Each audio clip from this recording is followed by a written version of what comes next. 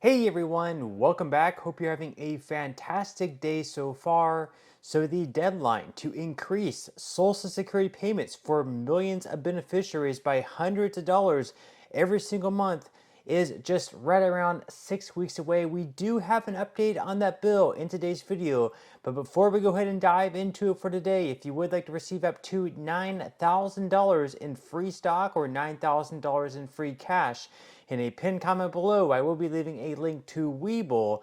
All you have to do is once you click on that link is just sign up for a free account and then deposit at least 1 penny. At that point in time, Webull will be sending you 3 free stocks worth all the way up to $9,000. Okay, so diving right into today's video, once again, this is an update on the bill called the Social Security Fairness Act.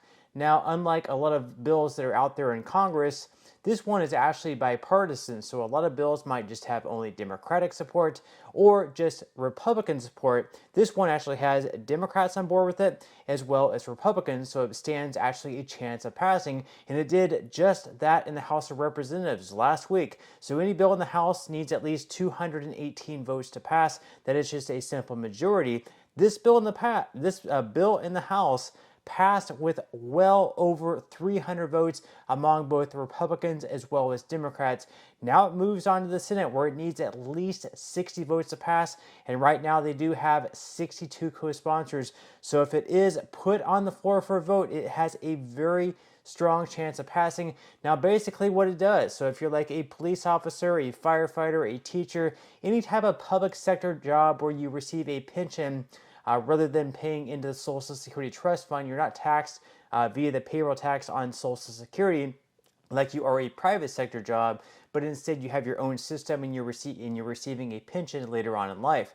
However, there are some people, like teachers, for example, that might be a teacher that's, say, like August through December, January through May, and then during the summer, or maybe even during their time off, like in their Christmas break or whatever, they might have like a part-time or even a full-time job during the summer where they work a private sector job, or maybe before they got into teaching or after they left teaching, they also worked a private sector job where they were taxed via the payroll tax on Social Security. So they should be receiving both Social Security as well as their pension, but just because they're receiving their pension, Social Security penalizes them and gives them less money during their Social Security retirement simply because they're also receiving a pension. That is called the windfall elimination provision, which reduces that. And then, of course, there's also the government pension offset as well. So in today's video, we do have an update on that bill. We actually have a letter written by the House leaders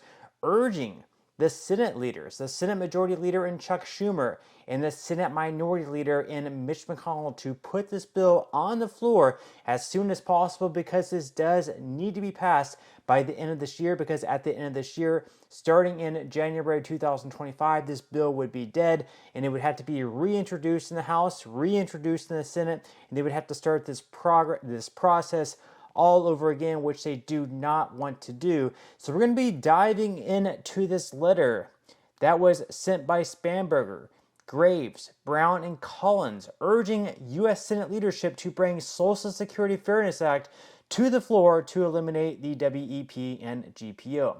So as we can see here, that following the bipartisan bicameral Social Security Fairness Act's passage in the U.S. House of Representatives, U.S. Representatives Abigail Spamberger and Gary Graves, and U.S. Senators Sherrod Brown and Susan Collins, the legislation's sponsors, urged U.S. Senate leadership to follow suit and bring their legislation up for a vote as swiftly as possible.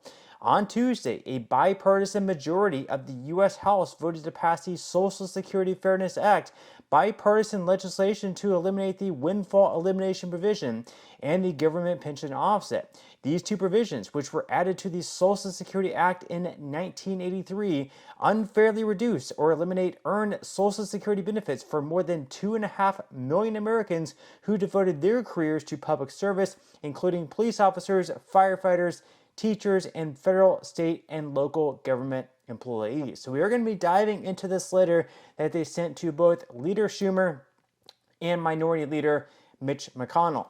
So they said that on Tuesday evening, the U.S. House of Representatives voted with an overwhelming bipartisan majority of 327 members to pass the Social Security Fairness Act to repeal the windfall elimination provision and the government pension offset.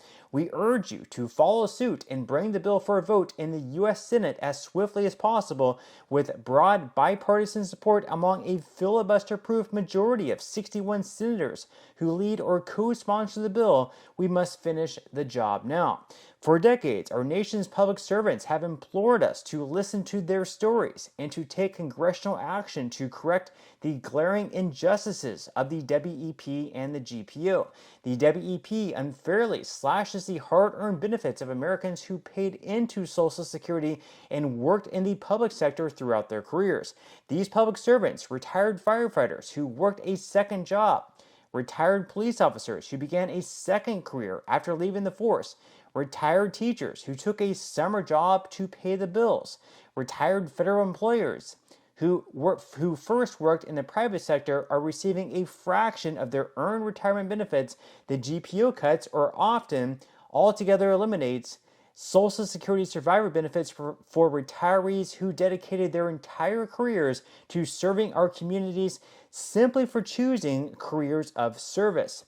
These Americans are being punished for supporting and protecting our neighbors and families, educating our children, providing health care to our veterans, delivering our mail, and more. Social Security's short-term solvency should not be propped up by the stolen benefits of these retirees, benefits they have been long owed and will never get back. And then, of course, this week, the U.S. House of Representatives listened and passed the Social Security Fairness Act.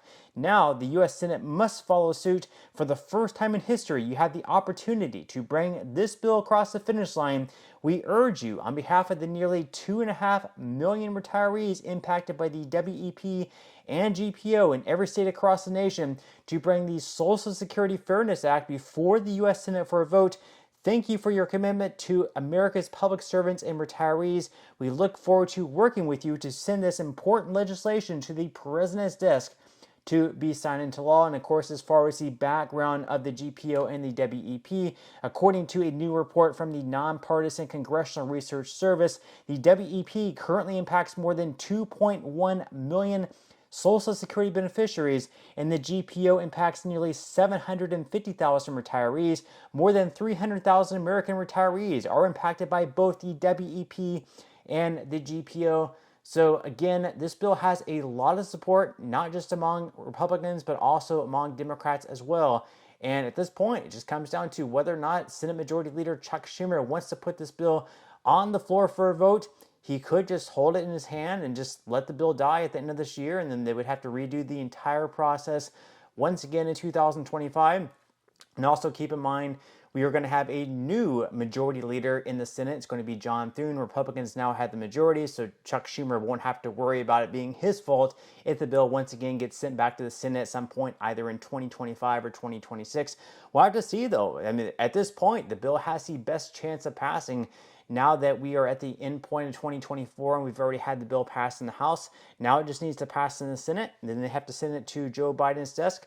Biden has to sign it into law, or he could just sit on it. Maybe he would veto it. I highly doubt he vetoes it.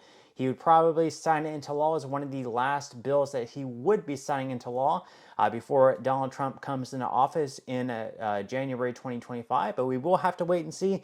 Leave your thoughts and comments below. Again, though, are you in support of this bill? Are you against it? Why or why not? Leave your thoughts and comments below. But that's all we have for today's video, and I will see you in the next one.